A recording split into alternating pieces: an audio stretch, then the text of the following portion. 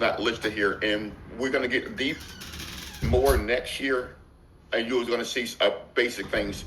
We've been saying this for a year. APC, Alpha Papa Charlie, approach, presentation, close. Approach, presentation, close. And just getting back to some of those things that we've talked about in the past and that we stopped using. So in the group presentation, the approach is consumer sheet number 2. Presentation is consumer sheet number 3. And the close is also consumer sheet number 3, or step number 3, consumer sheet number 2, step number 3. If you're selling to the small business plan, or you're getting that decision maker agrees to let you come in and talk with their employees. And then you got to close again, right, Kathy? You got to close with step number 4. Yep. So you got 2 closes, folks. Family here, we got 2 closes. We got to close the decision maker, get them agreed to allow us to come in, close that small business sale. That will be in step number 3. And then step number 4, there's another close.